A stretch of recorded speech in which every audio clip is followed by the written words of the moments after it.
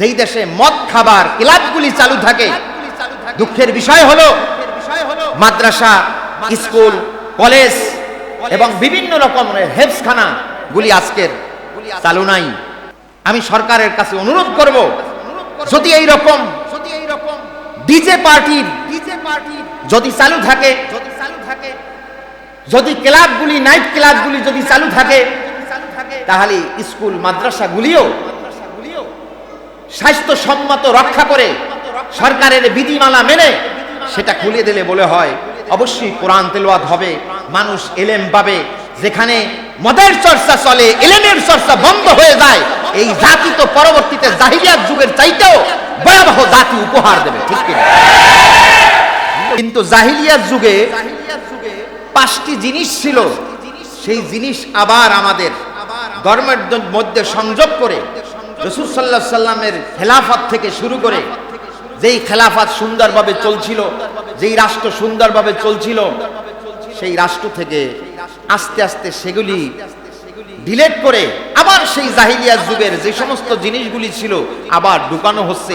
এটাই সবচেয়ে বড় কিয়ামতের আলামত, ঠিক কিনা? যেমন কি ঢুকানো হচ্ছে? ঈমান যে বাঁচাবেন, আজকের অবাক লাগে মদখোরেরা সেনাবাহিনী সদস্য মারে, আছে না নাই? অনেকে যারা খবর দেখেছেন, বিভিন্ন চ্যানেলে খবরটি প্রকাশ হয়েছে, মদখোর যদি সেনাবাহিনী সদস্য মারে এর চাইতে কি আছে? তাহলে আমরা তো আগেই নাই। লক্ষ্য করেন, অসৎ লোকের যখন, খারাপ লোকের যখন নেতৃত্ব কর্তৃত্ব চলতে থাকে, তখন অসৎ লোকের দাম, সৎ লোকের দাম থাকে না। কারণ সৎ লোকের সাথে সৎ লোকের সম্পর্ক, অসৎ লোকের সাথে অসৎ লোকের সম্পর্ক, ঠিক কিনা? আজকের খুবই গুরুত্বপূর্ণ আলোচনা, মনোযোগ দিয়ে শোনার চেষ্টা করেন। প্রতিদিনই গুরুত্বপূর্ণ হয়, তবে যেদিন আমি একটু পড়ালেখা বেশি করতে পারি ওই দিন একটু গুরুত্বটা বেশি হয়।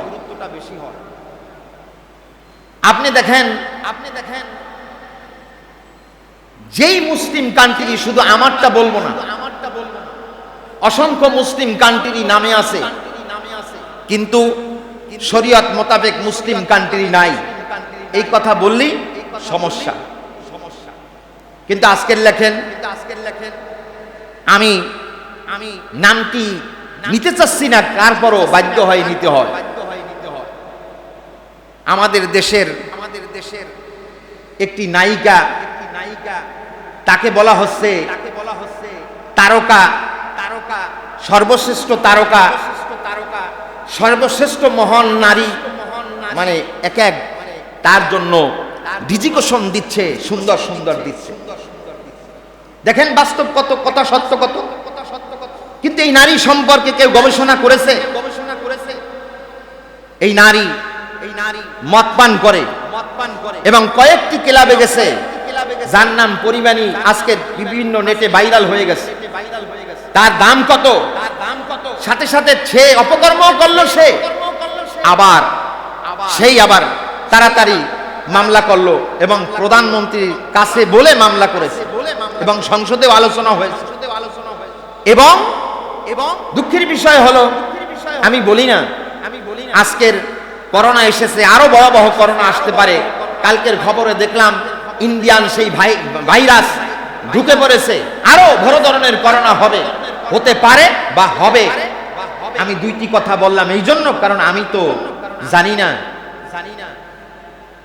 বিষয়টি হলো সহজ, বিষয়টি তো দুঃখের সাথে বলতে হয়। যেই দেশে মদ খাবার ক্লাবগুলি চালু থাকে, দুঃখের বিষয় হলো মাদ্রাসা, স্কুল, কলেজ এবং বিভিন্ন রকমের হেফজখানা গুলি আজকের চালু নাই। আমি সরকারের কাছে অনুরোধ করব, যদি এই রকম ডিজে পার্টি যদি চালু থাকে, যদি ক্লাবগুলি, নাইট ক্লাবগুলি যদি চালু থাকে, তাহলে স্কুল মাদ্রাসাগুলিও স্বাস্থ্যসম্মত রক্ষা করে সরকারের বিধিমালা মেনে সেটা খুলে দিলে বলে হয় অবশ্যই কোরআন তেলাওয়াত হবে, মানুষ এলেম পাবে। যেখানে মদের চর্চা চলে, এলেমের চর্চা বন্ধ হয়ে যায়, এই জাতি তো পরবর্তীতে জাহিলিয়াত যুগের চাইতেও ভয়াবহ জাতি উপহার দেবে, ঠিক কিনা?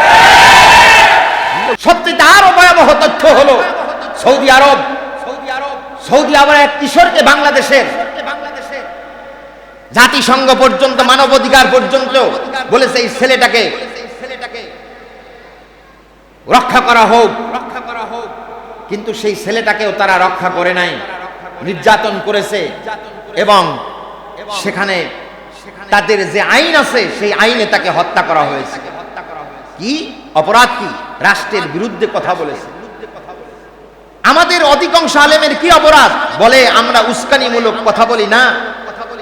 আজকের একটি কথা সত্য বলে যাই, সেটি হলো আজকের নৈতিকতা, নামাজ, রোজা, হজ, যাকাত, পিতামাতার প্রতি দায়িত্ব কর্তব্য, মুরব্বীদের প্রতি দায়িত্ব কর্তব্য, যুবকদের প্রতি দায়িত্ব কর্তব্য, পরস্পরের প্রতি দায়িত্ব কর্তব্য, ভালোবাসা এবং যুবকদেরকে খারাপ পথ থেকে ফিরানো, এই সমস্ত দায়িত্ব এখনো আলেমরা পালন করতেছে।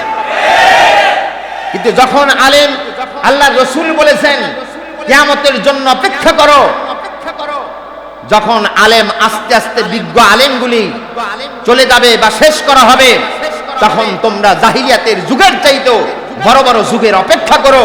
কারণ তখন দ্বীনের নসিহতের দায়ী থাকবে না, যা থাকবে তারা পথভ্রষ্ট, অন্যকেও পথভ্রষ্ট করবে, নিজেও পথভ্রষ্ট হবে। জাহিলিয়াত যুগে রাসূল সাল্লাল্লাহু আলাইহি সাল্লাম বলেছেন, আল হারিস আশআরী রাদিয়াল্লাহু থেকে বর্ণিত হাদিসটি মুসলিম তিরমিজি শরীফের 2836 নম্বর হাদিস। আল্লাহ রাসূল বলেছেন, ওয়ামান দাআ দাওয়াল জাহিলিয়া ফাইন্নাহু মিন জুসা জাহান্নাম। আল্লাহ রাসূল বললেন, আল্লাহ আমাকে 5টি নির্দেশ দিয়েছেন, এর মধ্যে আরেকটি নির্দেশ হলো যেই ব্যক্তি জাহিলিয়াতের দিকে ডাকবে সে জাহান্নামী। বলেন নাউজুবিল্লাহ। জাহিলিয়ার দিকে ডাকবে সে কি? জাহান্নামী।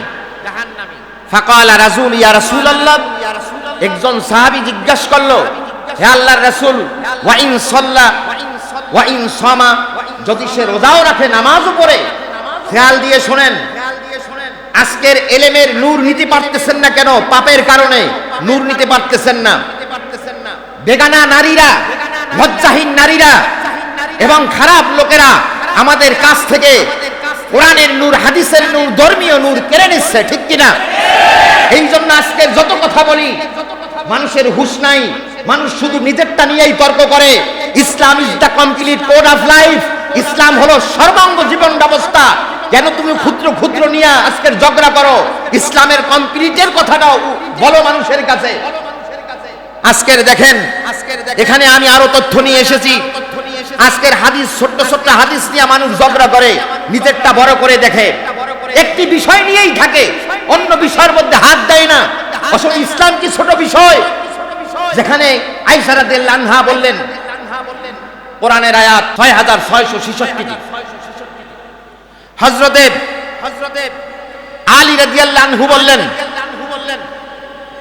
6236টি, হযরত ওসমান রাদিয়াল্লাহু বললেন 6250টি, আব্দুল্লাহ ইবনে মাসউদ রাদিয়াল্লাহু বললেন 6218টি।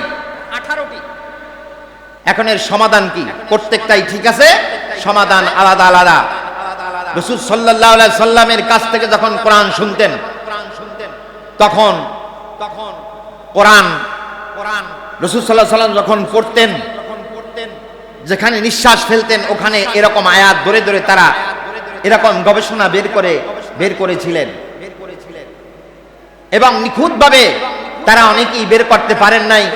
রাসূল সাল্লাল্লাহু আলাইহি সাল্লামের হয়তোবা এমন জায়গায় এসে আয়াত থেমে গেছে, সেটাকে আয়াত ধরা হয়েছে, এভাবে মীমাংসা। তবে বর্তমান যুগের সাথে আয়াত মিলে যায়। হযরত আলী রাদিয়াল্লাহু আনহুটা 6236টি আয়াত রয়েছে আমাদের বর্তমান কোরআন শরীফে। একটি তথ্য দিলাম। এরপরে দেখেন আমাদের সিয়াসেত্তার হাদিসগুলি, সিয়াসেত্তার হাদিস বুখারী, মুসলিম, আন-নাসাই, আবু দাউদ, তিরমিজি, ইবনে মাজাহ এই 76টা হাদিসের অধ্যায় রয়েছে। প্রায় 330টি অধ্যায় রয়েছে এই 76টার হাদিসগুলিতে। এই 330টির ভিতরে প্রায় 35,000 হাদিস আছে। আপনি কয়টা হাদিস পড়ছেন? 35,000 হাদিস। তাহলে এই 35,000 হাদিস যদি না পড়েন কিভাবে আপনি সমাধান দিবেন? আপনি তো গোমরার মধ্যে আছেন। এই জন্য ইসলামকে আজকের গোমরা করা হচ্ছে। কোরআন যদি আগে না পড়ে হাদিস পড়ে তাহলে গোমরা অবশ্যই অবশ্যই হবে। কারণ কোরআন আগে এসেছে, হাদিস পরে এসেছে। কোরআনের জামিউল কোরআন হযরত ওসমান রাদিয়াল্লাহু কোরআনের সংকলন আগে করেছে, হাদিসের সংকলন 200 বছর পর হয়েছে। আল্লাহর রাসূল বলেছেন যতক্ষণ পর্যন্ত কোরআনের জমা করা হবে না ততক্ষণ পর্যন্ত তোমরা হাদিসের জমা করবে না, কারণ যার সাথে সাংঘর্ষিক হবে। জোরে বলেন সুবহানাল্লাহি বিহামদি। কিন্তু আজকের কত মানুষ ভুল পথে আছে। আমার সময় সংকীর্ণতার কারণে আমি বলতে চাই যে এই জাহিলিয়ার যুগে 5টি বেশি কাজ ছিল, তবে আমার সময়ের অভাবে আমি 5টি জিনিস নিয়ে এসেছি। শিরক ছিল, সুদ ছিল, জিনা ব্যভিচার ছিল, নেশা ছিল, হত্যা ছিল। এখন এই 5টার ব্যাপারেই অনেক আলোচনা, শুধু আমি 5টা নিয়ে এসেছি যেই 5টা এখন মানুষের দরকার। কিন্তু মানুষ এগুলি বুঝতে চায় না। মানুষ শুধু নামাজ রোজা দিয়ে আছে আর জিকির নিয়ে আছে। এই নামাজ রোজা জিকির হজ যাকাত হলে যদি আপনার কবুল হতে হয় তাহলে এগুলার ব্যাপারে আপনাকে চিন্তা করতে হবে, গবেষণা করতে হবে, এগুলা বাদ দিতে হবে, ডিলিট করতে হবে। ঠিক কি? আপনি তো বস্তুবাদী চিন্তা নিয়ে আছেন, কিভাবে 5তলা বিল্ডিং করা যাবে, কিভাবে দালান কোঠা করা যাবে। আল্লাহর ধর্ম নিয়ে কেউ চিন্তা নাই, মাথা ব্যথা নাই। ধর্মের ব্যাপারে শুধু সীমাবদ্ধ করা হয়েছে যে 5 ওয়াক্ত নামাজ পড়লেই হবে, রোজা রাখলেই হবে। তাহলে 6,666টি আয়াত বা 6,236টি আয়াত দেওয়া হতো না কোরআনে কারীমের ভিতরে? হযরতে আয়েশা রাদিয়াল্লাহু আনহা বলেন এতগুলি হাদিস দেওয়া হতো না। কিন্তু সার্বিকভাবে আমাদের একেবারে সেই রাষ্ট্রপ্রধান থেকে শুরু করে বাথরুম পর্যন্ত সমস্ত কিছু কোরআন হাদিসে আছে না নাই? জোরে কান আছে না নাই? কিন্তু আমরা এগুলি চিন্তা করি না, পড়ি না, লেখি না। আজকের স্কুলগুলা থেকে কোরআন হাদিস উঠিয়ে দেওয়া হয়েছে, কারণ এটা অন্য বিভিন্ন মুসলিম কান্ট্রিতে উঠিয়ে দেওয়া হয়েছে।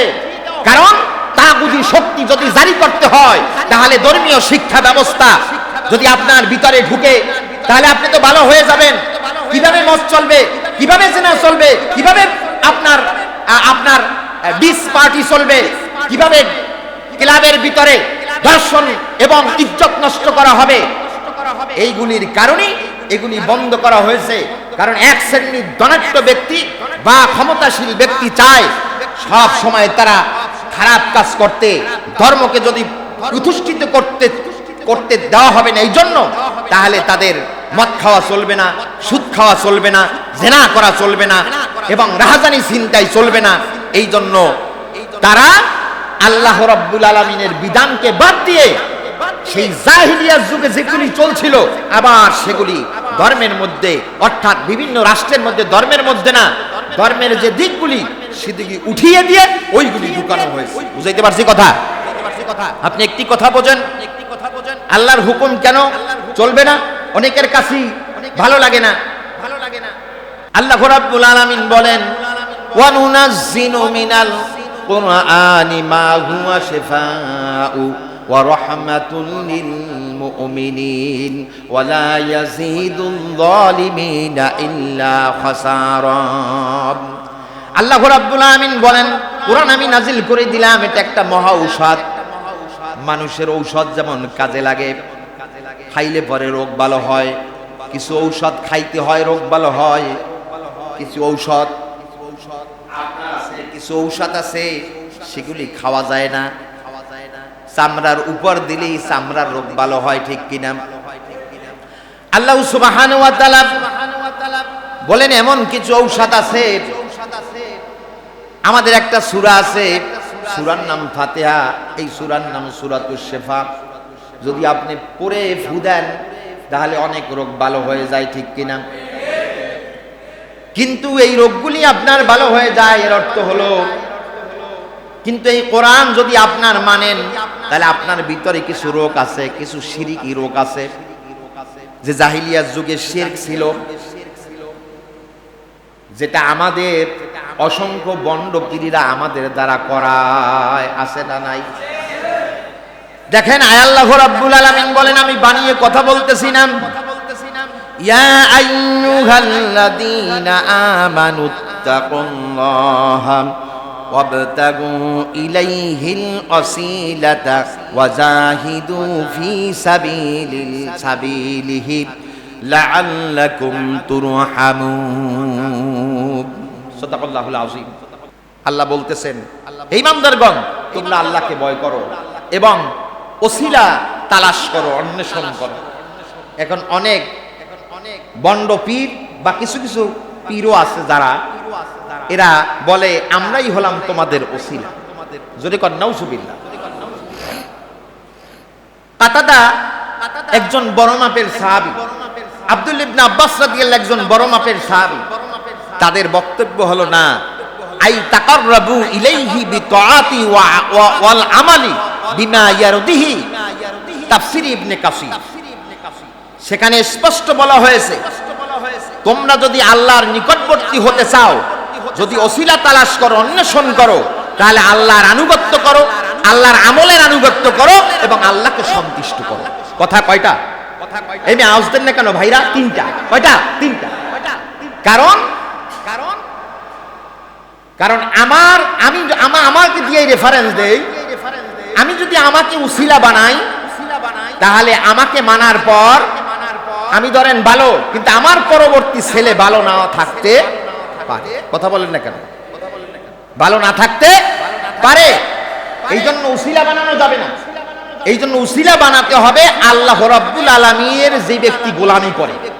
কারণ হযরত ওমর রাদিয়াল্লাহু আনহু খেলাফতে আসার সাথে সাথে জাতিকে বলেছেন, আমি যতক্ষণ পর্যন্ত কোরআনের সাথে থাকবো ততক্ষণ পর্যন্ত তোমরা আমাকে মানবে, যতক্ষণ পর্যন্ত যদি আমি কোরআন ছেড়ে দেই, অর্থাৎ শরিয়াত বিরোধী কাজ করি, তাহলে আমাকে সংশোধন দিবে, আর যদি সংশোধন দেওয়ার পরে আমি যদি না হয়, তাহলে আমাকে ছেড়ে চলে যাবে। বুঝতে পারছেন কথাটি কত গুরুত্বপূর্ণ? বুঝতে পারছেন কথাটি গুরুত্বপূর্ণ? কিন্তু আমাদের দেশে অনেক পীর আছে, আমি সবাইকে বলবো না, তারা পীর না, তারা হলো পিঁপড়া। পিঁপড়া যেভাবে অন্য ঘরে এসে আপনার জিনিসপাতি খায়, এই ধরনের বন্ড পীরগুলিও মুরিদানদের থেকে খায়। সুতরাং তারা বলে আমি তোমার উসিলা না। আর রাসূলুল্লাহ সাল্লাল্লাহু আলাইহি সাল্লাম তাকে উসিলা বানান, মাধ্যম। এর মাধ্যম হলো, এই জন্য আল্লাহ পাক নির্ধারিত করে রাসূলকে দিয়েছেন, তার উপরে কিতাব এসেছে। কিন্তু হযরতে আবু বকর, হযরতে ওমর রাদিয়াল্লাহু এরা কখনো বলে নাই আমাদের ওসিলা মানো। বলতেছেন আমরা শরীয়তের উপরে যতক্ষণ চলবো, কোরআন হাদিস মোতাবেক যতক্ষণ চলবো, ততক্ষণ আমাদেরকে মানবে। কথা কি ক্লিয়ার? কথা কি ক্লিয়ার? এই কথা বললেই অনেক লোক সহ্য করতে পারবে না, কিন্তু কিছু যায় আসে না। আমি এখানে বলতেছি এই জন্য, যেখানে স্পষ্ট বলা হয়েছে। আবার আমাদের জিহাদ একটি শব্দ আছে, এই শব্দটা পশ্চিমা গোষ্ঠী নষ্ট করে ফেলে দিয়েছে। জিহাদ শব্দের অর্থ তো মারামারি না। জিহাদ শব্দের অর্থ অর্থাৎ যুদ্ধের প্রস্তুতি করার জন্য যা যা দরকার সেটা করা, বা ইবাদতের ক্ষেত্রে প্রচেষ্টা করা। আপনি এখন যে ইবাদত করতে এসেছেন, এটার আগে কি আপনি উযু করেন নাই? প্রচেষ্টা ছিল না? গোসল করেন নাই? ভালো পোশাক পরেন নাই? এর নামই হলো চেষ্টা, প্রচেষ্টা। কিন্তু এটা ভুল ব্যাখ্যা দিয়ে কয় ওনাকে ধরা হয়েছে কেন? কয় জিহাদি বই পাওয়া গেছে। ওনাকে ধরা হয়েছে কেন? উনি জিহাদের কথা বলে। আরে বাইরে, জিহাদের কথা তো কোরআনে বলা হয়েছে। আর কোরআনে এর অর্থ এই নয় যে মারামারি করবা, খুনাখুনি করবা। খুনাখুনির কোরআনে শব্দ রয়েছে হার্ব, মানে যুদ্ধ। সেই যুদ্ধ তো সব জায়গায় হয়, সেটা তো ইচ্ছা করলে কেউ যুদ্ধ করতে পারবে না। পারবে? একটা সিচুয়েশন হতে হবে, রাষ্ট্রের পক্ষ থেকে অর্ডার দিতে হবে। যেমন আমাদের এই দেশের স্বাধীনতার স্থপতি হলেন বঙ্গবন্ধু শেখ মুজিবুর রহমান। তার একটি ভাষণ চালানো হয়, 7ই মার্চের ভাষণ। আমি বলবো তার সাথে সাথে ওই বাসন চালানো দরকার যেই বাসন সম্পর্কে মানুষ জানে না। যেই বাসন আগে ছাড়া হয়েছে কিন্তু ভিউ হয়েছে মাত্র 3 লাখের বেশি, কিন্তু একটি খারাপ ছবি দিলে পরে ভিউ হয় লক্ষ কোটি কোটি। ভালো কথাগুলি মানুষ শোনে না। এবার একজন ওয়াজ দিলে পরে হাজার হাজার ভিউ হয়, লক্ষ লক্ষ ভিউ হয় না। কিন্তু এখানে তিনি অনেক কথা বলেছেন। ভাষণটি ছিল 11ই জানুয়ারি 1975 সালে। এই ভাষণটি ছিল, এই ভাষণের মধ্যে যদিও হাদিস কোরআনের রেফারেন্স ছিল না, কিন্তু পরোক্ষভাবে অনেক হাদিস কোরআনের রেফারেন্স এসে গেছে। তিনি এই ভাষণের শুরুতে বলেছেন, সোহাগ করো, আদর করো, দুঃখী মানুষের পাশে দাঁড়াও। এই কথাগুলি তিনি বলেছেন। আমি তার মতো করে বলতে পারবো না, কিন্তু তার মৌলিক কথাগুলি আমি বলে যাচ্ছি। তিনি বলেছিলেন যে আদর্শবান হও, সৎ হও। কিন্তু আদর্শবান হবেন কেমনে, সৎ হবেন কেমনে? একথা তো আল্লাহ রাব্বুল আলামিন রাসূলকে বলেছিলেন। আল্লাহ রাব্বুল আলামিন বলেছিলেন, গোটা জাতিকে বলেছিলেন, লাকাদ কানা লাকুম ফি রাসূলিল্লাহি উসওয়াতুন হাসানাহ। তোমাদের রাসূলের মধ্যে উত্তম আদর্শ রয়েছে। জোরে কান সুবহানাল্লাহ। আদর্শবান হও, সৎ হও। এটা রাসূল সাল্লাল্লাহু আলাইহি সাল্লামের চরিত্র ছিল। কিন্তু সেই চরিত্র যুবকের মাঝ থেকে উঠিয়ে দেওয়া হয়েছে। ইহুদি খ্রিস্টানরা শত শত বছর থেকে টার্গেট করে কিভাবে যুব সমাজ ধ্বংস করা যায়। যুব সমাজ ধ্বংস করতে পারলেই ইসলামের 12টা, ঠিক না বেঠি? আদনান আবু তাহা আদনানের লেকচার ছিল অধিকাংশ যুবকদের জন্য। তিনি শুধু কথা বলেছিলেন ভারত এবং ইসরায়েলের বিরুদ্ধে। সে কথা তো আল্লাহ কোরআনেই বলেছে, আমরা আর কি বলবো? আল্লাহ তো মুশরিকদেরকে নাজাসুন বলেছে, বলে নাই? আল্লাহ মুশরিকদের নাজাসুন বলেছেন, নাপাক বলেছেন। আমি আমার কথা হারিয়ে যাচ্ছি। সুতরাং আল্লাহ পাক ইহুদি খ্রিস্টানদের ব্যাপারে বললেন তারা আমাদের বন্ধু না। সুতরাং আমরা যখন কোরআন হাদিস বলবো, একজন ডাক্তার সেই ডাক্তারি করে, একজন ব্যবসায়ী তার ব্যবসা করে, একজন ইমাম নামাজ পড়ায়, একজন রাজনৈতিক নেতা বক্তব্য দেয়, একজন খতিব সাহেব বক্তব্য দিবে। প্রত্যেকটা জিনিস আলাদা আলাদা হবে, কারণ প্রত্যেকের গবেষণায় আলাদা আলাদা, ঠিক না বেটি? জি অস্তে বলেন কেন, ঠিক কিনা? প্রত্যেকের আলাদা আলাদা। আজকের যারা বলে ধর্মের ব্যাপারে উস্কানি দেওয়া হয়, ধর্মের ব্যাপারে ওই রকম বক্তব্য দেওয়া হয়, সেও যদি আমার মতো হাজারো আলেমের মতো কোরআন হাদিস পড়তো, তাহলে সেও এই ধরনের বক্তব্য দিত, ঠিক না বেটি? আজকের সংসদে ইনু সাহেব বলতেছে আলেম সমাজ ভাইরাস। আলেম সমাজ কি? অধিকাংশ আলেম নিয়েও সে বলে না, ডাইরেক্ট বলে। এবং মেনন সাহেব একবার বলছিলেন যে আলেমরা হলো বীজ বৃক্ষ। মানে এত নষ্ট হয়ে গেছে কলব, আর কলবের নষ্টামি শেষ হয় নাই। অথচ সেই সংসদে কেউ কারো পক্ষে কথা বলে, কেউ কারো বিপক্ষে কথা বলে, কিন্তু কথা সেই একজন স্বাধীনতার স্থপতি যেই কথাগুলি বলেছেন, সেই কথা আজকের দীর্ঘ সময় হয়ে গেল তার কথাগুলোও কেউ বলে না। আছে না নাই? বরঞ্চ তার ছবি টানাইয়া জমি দখল করে, এরকম আছে না নাই? এবং সরকারের সম্মানিত সেক্রেটারি আব্দুল কাদের এক সময় বলেছিলেন, এই কথাটার প্রতিবাদ করেছিলেন যে না, এই কাজ করো না, তাকে নিয়ে তোমরা ব্যবসা করো না। এই জন্য অনেকের মুখ কালো হয়ে গেছে। এই ভাষণটাই সেই বঙ্গবন্ধু বলেছিলেন, দেশের কালো মুখ করো না। যখন আর্মিদের ক্যাডারের সামনে বক্তব্য দিয়েছিলেন যে কালো মুখ করো না, দুঃখী মানুষদের পাশে দাঁড়াও। আমার দেশের শ্রমিক, আমার দেশের শ্রমজীবী মানুষ কলমের খোসা মেরে দুর্নীতি করে না, ঘুষ খায় না, বরঞ্চ তোমরা শিক্ষিত যারা, তারাই কলমের খোসা দিয়া দুর্নীতি করো, ঘুষ খাও, ঠিক কিনা? এই কথাগুলি লজিক হিসাবে দাঁড়িয়েছে। সুতরাং সেখানে তিনি বলেছিলেন যে সেই দুর্নীতিবাজ, ঘুষখোর, চোরা কারবারি, শোষণকারী বাংলার দুঃখী মানুষকে অতিষ্ঠ করেছে। চোরে নাহি শোনে ধর্মের কাহিনী, যেই কথাটা আমরাও বলি, সেও বলেছিল। সুতরাং তিনি বলেছিলেন ইনশাআল্লাহ পারবো। অসহ্যের সীমানা ছাড়িয়ে গেছে, দেশের সম্পদ বাইরে নেওয়া হচ্ছে এবং জিনিসের গুদামজাত করে দুঃখী মানুষকে কষ্ট দেওয়া হচ্ছে, মেহনতি মানুষকে কষ্ট দেওয়া হচ্ছে। যেই ভবিষ্যৎবাণী করে গেছেন, আজকের প্রতিটি কথা বলতেছে না জোরে বলে ফলতেছে, ধারাবাহিকভাবে ফলতেছে আর ফলতেছে। সুতরাং তিনি বলেছিলেন মুখে হাসি বুকে বল, তেজে বরা মন, মানুষ হইতে হবে মানুষ যখন। আমি এই সংক্ষিপ্ত কথার সাথে আমার আয়াতের আজকের গভীর মিল রয়েছে।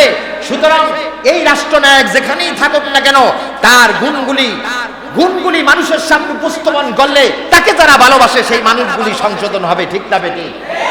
কিন্তু সবচাইতে সর্বে উঠতে কে?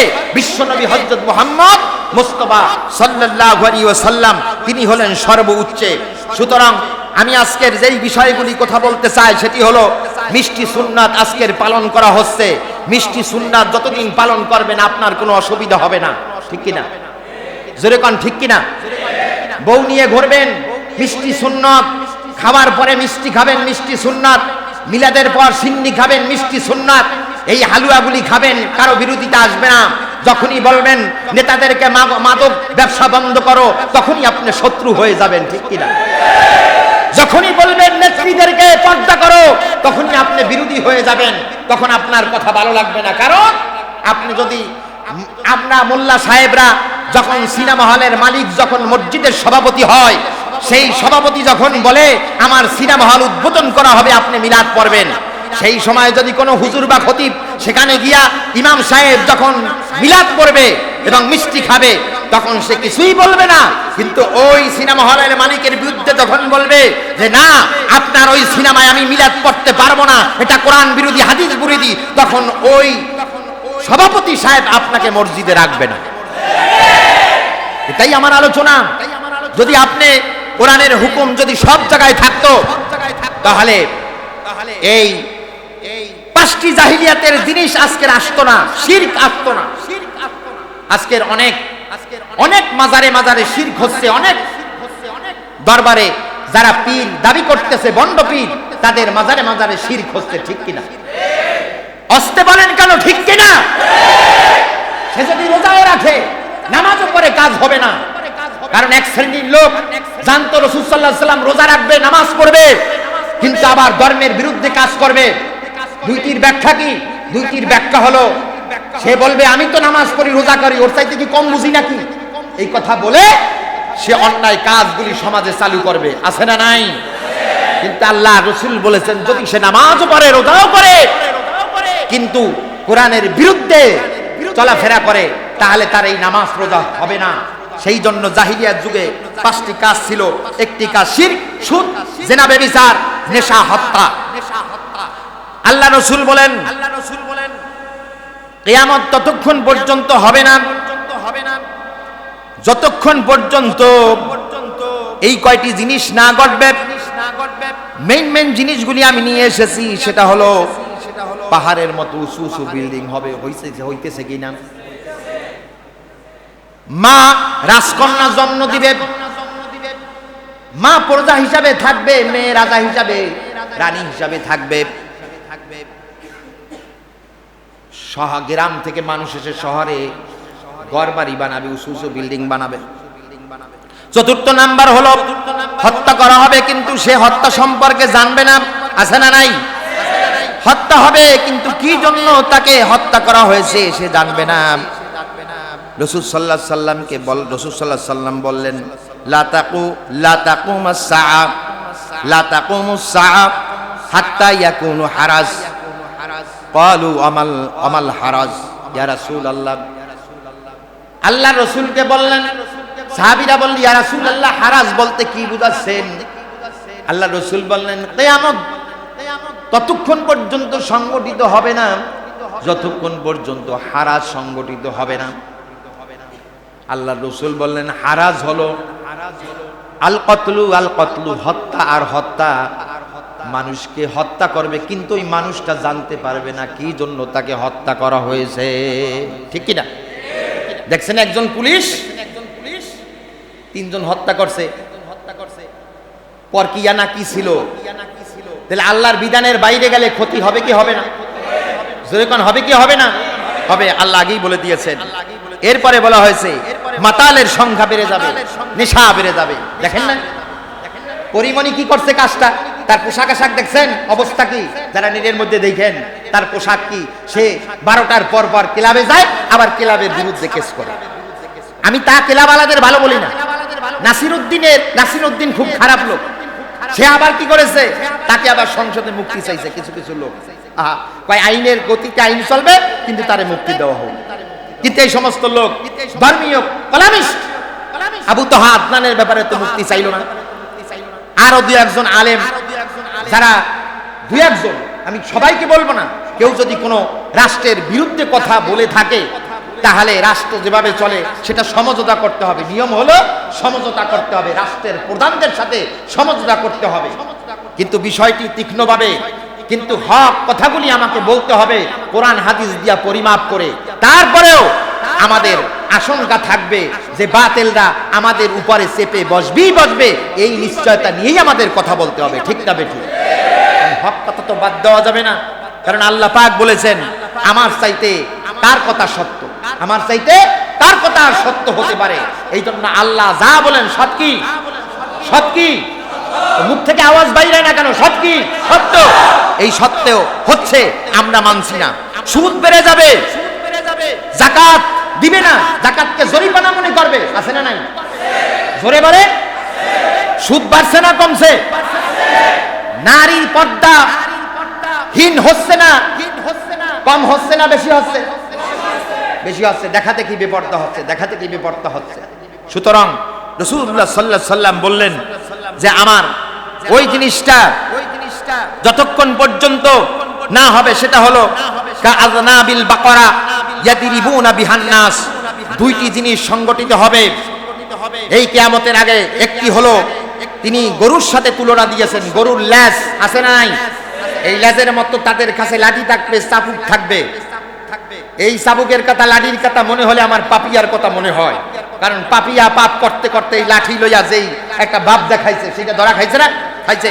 এই কোরআন এই হাদিসের সাথে কত মিল দেখেন। এরপরে কি করবে? ইয়াদরিবুনা বিহান নাস, মানুষদেরকে অত্যাচার করবে, নির্যাতন করবে, এবং অনেকের কাছেই টর্চার সেল আছে, সেই টর্চার সেল দিয়া নির্যাতন করে কি করে না? ওই ঢাকার একজন এমপি, কি জানি নামটা ভুলে গেছি, তার ছেলে ইরফানের, সে টর্চার সেল ছিল কি ছিল না? ছিল। সুতরাং এই কোরআন হাদিসের বাস্তব মিলের কারণে আমি এই আয়াতটা ধরেছি। এরপরে কি? ওয়ানাসাউ কাসিয়াতুন আরিয়াতুন, এমন পোশাক পরবে কিন্তু ভিতর থেকে উলঙ্গ দেখা যাবে, আছে না নাই? পোশাক পরবে পাতলা, সবকিছু দেখা যাবে, কোন জায়গা তার উঁচু জায়গা দেখা যাবে, নিচু জায়গা দেখা যাবে। এমন এখন বোরকা বানাচ্ছে, এই হাদিসের সাথে মিল। রাসূল সাল্লাল্লাহু আলাইহি সাল্লাম বলেন এমন এর আগে কিয়ামত সংগঠিত হবে না। বোরকা বানাচ্ছে, বোরকা ঢিলা ঢালা বানাইতে হয়, এমন উঁচা বানায়, টাইট ফিট বানায়, যেই বোরকার মধ্যে আকার আরো আকর্ষণ বেড়ে যায়, ঠিক না বেটি? আউযুবিল্লাহি মিন যালিক। এই রকম বোরকা কেন পরো? এটা তো তোমরা জাহান্নামের কীট, এটা বন্ধ করতে হবে। এরপরে বলা হয়েছে যেই রকম অবস্থা চলতে থাকবে, আর কি বলবো, সময় কম থাকার কারণে এবং রাষ্ট্রের সম্পত্তি নিজের মনে করা হবে, এবং যারা লিডারশিপ দেয় পৃথিবীর মধ্যে, সেটা মুসলিম হোক অমুসলিম হোক, লিডারশিপ দিয়ে রাষ্ট্র ক্ষমতায় থাকে। 2 শ্রেণীর লোক, এক শ্রেণীর লোক ন্যায় কাজ করতে চায়, আর এক শ্রেণীর লোক অন্যায় করতে চায়। কারণ লিডারশিপ দিয়ে যখন সে রাষ্ট্র ক্ষমতায় থাকবে তখন সম্পত্তি সে ভোগ করতে পারবে, কিন্তু এই কথাটা তার মনে থাকে না। এটা জনগণের কাছে বলে না, জনগণের কাছে শুধু বলে আমি সেবা করতেছি, কিন্তু ভিতরে এই চিন্তা না, ভিতরে এই চিন্তা যে যতদিন পর্যন্ত থাকবো ততদিন পর্যন্ত আমার কাছে মাল আসবে, আমার কথা শুনতে হবে, আমি শান্তিতে থাকবো, আমি সুখে থাকবো, ঠিক না বেটি? এই কথাগুলি বাস্তবতা চরম খোকা। এরপরে 10 নম্বরে যেটা ছিল যে নারীর সংখ্যা, 9 নম্বরে নারীর সংখ্যা বেড়ে যাবে, পুরুষের সংখ্যা কমে যাবে। বর্তমান আদমশুমারি অনুযায়ী একজন পুরুষের কাঁধে 4 জন নারী পড়েছে। এরপরে 10 নম্বরে পুরুষের পোশাক নারীরা পরবে, নারীদের পোশাক পুরুষরা পরবে। এমনি না হওয়া পর্যন্ত কিয়ামত ততক্ষণ পর্যন্ত হবে না। এরপর আমি শেষ হাদিস বলে যাই, যেটা রাসূল সাল্লাল্লাহু আলাইহি সাল্লাম বলেছিলেন। আজকের মনোযোগ দিয়ে শেষ হাদিসটা শোনেন। রাসূল সাল্লাল্লাহু আলাইহি সাল্লাম বলেছেন, হাদিসটি হলো মুআজ বিন জাবাল রাদিয়াল্লাহু থেকে, তোমরা তাহলে কি করো, আলা ইন্না রাহিয়াল ইসলামু দাইরা, ইসলাম সময়ের কালে ঘুরতে থাকবে। ফাদুরু মাআল কিতাব হাইসুদার, তখন তোমরা কিতাবের কাছে, কিতাবের সাথে থেকো, কিতাব ছেড়ে দিও না। কিন্তু আজকের কি কিতাব যুবকরা ছাড়ছে কি ছাড়ে নাই? এখন তাদের মোবাইল এবং পর্নোগ্রাফি, এটা তাদের বস্তুবাদী হয়ে গেছে। এটা না চললেই নয়। ও যুবক, যতক্ষণ পর্যন্ত এই খারাপ অভ্যাস থেকে বাঁচতে পারবে না, আল্লাহর মহব্বত পাবে না, রসুলের মহব্বত পাবে না। তোমরা আইডল খোঁজো, চুল কাটিং করো মেসির মতো, চুলের কাটিং করো কোন নায়কের মতো, চুলের কাটিং করো কোন খারাপ কোন নায়কের মতো, কিন্তু একে একে তোমরা অনুসরণ করো না। তোমরা অনুসরণ করো নবীকে, তাহলেই তোমরা আল্লাহর মহব্বত পাবে, নবীর ভালোবাসা পাবে। ঠিক না বেঠিক? যুবক, তুমি শুনে রাখো, যখন কিতাব ছেড়ে দিয়ে দিবে, শয়তান তোমাকে গ্রাস করবে। আল্লাহর রাসূল বললেন, আলা ইন্নাল কিতাব ওয়াস সুলতান লা ইফতারিকুন, যে অচিরেই কিতাব থেকে রাষ্ট্র ক্ষমতা বিচ্ছিন্ন হয়ে যাবে, অর্থাৎ এই কিতাবের হুকুম মতো রাষ্ট্র পরিচালনা হবে না। এই জন্য আল্লাহ রাব্বুল আলামিন বলেন, ইনিল হুকুমু ইল্লা লিল্লাহ আমারা আল্লাহ তা'বুদু ইল্লা ইয়্যাহু যালিকাদ দীনুল কাইয়্যিম ওয়ালাকিন্না আকসারান নাসি লা ইয়ালামুন। আল্লাহ রাব্বুল আলামিন বলেন, সমস্ত দুনিয়ার ভিতরে হুকুম চলবে আল্লাহর। তুমি যে নামাজটা পড়ো যেভাবে আল্লাহর হুকুম, যেভাবে তুমি নামাজের একটি নির্ধারিত সময় আছে, আছে না নাই? নামাজের নির্ধারিত সংখ্যা আছে না নাই? কোরআনের নির্ধারিত হুকুম আছে না নাই? তাহলে তুমি যদি আমার কথা মতো ফজরের নামাজ 2 রাকাত পড়ো, যদি জোহরের নামাজ আমার কথা মতো ফরজ যদি 4 রাকাত পড়ো, আসর যদি 4 রাকাত পড়ো, এরপরে মাগরিব যদি 3 রাকাত পড়ো, এরপরে ইশা যদি 4 রাকাত পড়ো, এই হুকুমগুলি যেভাবে মানতেছো এমনি ভাবে প্রতিটি হুকুম আমার মানবে, তাহলেই পৃথিবীর ভিতরে শান্তি আসবে। ঠিক না বেঠিক? এর বাইরে যাওয়া যাবে না। কিন্তু মানুষ সুবিধা মতো ধর্ম পালন করে। কি মতো? সুবিধা মতো। আজকের সুদ, অর্থনীতি থেকে, অর্থনীতিতে সুদ ঢুকানো হয়েছে, যাকাত ব্যবস্থা ডিলিট করে দেওয়া হয়েছে। ঠিক না বেঠিক? এখন চিন্তা যুবক, হে জুয়ান মুরব্বী, চিন্তা করো, আজকের যদি এই অবস্থা অর্থনীতির চলতেই থাকে, তাহলে প্রত্যক্ষ হোক পরোক্ষ হোক, আমিও আলেম, আমরা যারা আলেম আছি সেই সুদ থেকে রেহাই পাবো? কথা বলেন না কেন? পাবো না, আমরা পাবো না। আজকের বেপরদার হুকুম চলতেছে, এই বেপরদা যখন চলবে, আমরা আলেমরাও এই বেপরদা থেকে বাঁচতে পারবো না। অনেক আলেম আছে, হুজুরের স্ত্রীরা আছে, যারা অন্যের দেখা দেখি তারাও বেপরদা করে, আছে না নাই? সুতরাং আমার কথা শেষের দিকে, কিন্তু তোমরা কি করো, ফালা তুফারিকুল কিতাব, কিতাব থেকে বিচ্ছিন্ন হয়ো না। আলা ইন্নাহু সায়াকুনু উমারাউ ইয়াকদুনা লাকুম, তাহলে অচিরেই একদল আমির নিযুক্ত করা হবে, তারা তোমাদেরকে বলবে আমাদের অনুসরণ করো, কিন্তু তারা সিদ্ধান্ত দিয়ে দিবে, যদি তাদের অনুসরণ না করো তোমাদের হত্যা করা হবে। কি করা হবে? হত্যা করা হবে। ব্রিটিশরা যেভাবে অসংখ্য আলেম হত্যা করেছিল, সুতরাং সেই রকম হত্যা করা হবে। সুতরাং এরপরে যদি তোমরা তাদের যদি তোমরা যদি তাদের অনুসরণ করো, কথাটি হলো তোমরা যদি তাদের অনুসরণ করো, তাহলে তোমাদের তারা পথভ্রষ্ট করবে। কারণ নেতার উপরে তুমি কথা বলতে পারবে না। ঠিক না বেঠিক? নেতা যদি নামাজ না পড়ে, এখন যদি আপনি নিচে থাকেন আর যদি নেতা নামাজ পড়েন, তাহলে কই ভাই বেড়া চুপ থাক। ঠিক কিনা? আর নেতা যদি নামাজ পড়ে, সবাই নামাজ পড়বে। ডিসি সাহেব নামাজ পড়লে ওই অফিসের স্টাফ নামাজ পড়বে, এসপি নামাজ পড়লে ওই জায়গার লোক নামাজ পড়বে। ঠিক না বেঠিক? সুতরাং এই হলো কথা। এরপরে যদি তাদের কথা অমান্য করো, কাতালুকুম, তাহলে তোমাদের হত্যা করবে। আর আল্লাহ রসুলকে তখন বলা হলো ইয়া রাসূলুল্লাহ কাইফা নাসনাউ, তাহলে আমরা তখন কি করব? আল্লাহ রসুল বললেন তখন তোমরা করবে ঈসা আলাইহিস সালামের সাথীরা যেভাবে করেছে সেভাবে তোমরা করবে। ঈসা আলাইহিস সালামের সাথীদেরকে করাত দিয়া ছেঁড়া হয়েছে, কিন্তু ধর্ম থেকে তারা পদচ্যুত হয় নাই, ধর্ম থেকে তারা ফিরে যায় নাই। এরপরে শুধু তাই নয়, এবং তাদেরকে শুলে চড়ানো হয়েছে, এমনি করে তাদেরকে হত্যা করা হয়েছে। আল্লাহ রাসূল বললেন মাউতুন ফি তাআতিল্লাহ খায়রুম মিন হায়াতি ফি মাসিয়াতিল্লাহ। আল্লাহ রাসূল বললেন মৃত্যু তখন আল্লাহর অনুগত্য করা, আল্লাহর অনুগত্য করে মৃত্যুবরণ করা হলো সবচাইতে উত্তম, সবচাইতে ভালো। আর আল্লাহর সীমা লঙ্ঘনের চাইতে আল্লাহর অনুগত্য থেকে আল্লাহর ব্যাপারে মৃত্যুবরণ করা ভালো।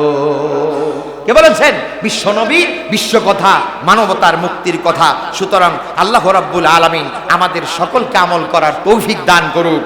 কিন্তু আজকের দুষ্ট লোকেরা যখন দুষ্টামি করে, আমি শেষ কথা বলে যাই, দুষ্ট লোকেরা যখন দুষ্টামি করে তখন তারাই আবার একটা কিছু গটাইয়া আবার বিচার চায়, আছে না নাই?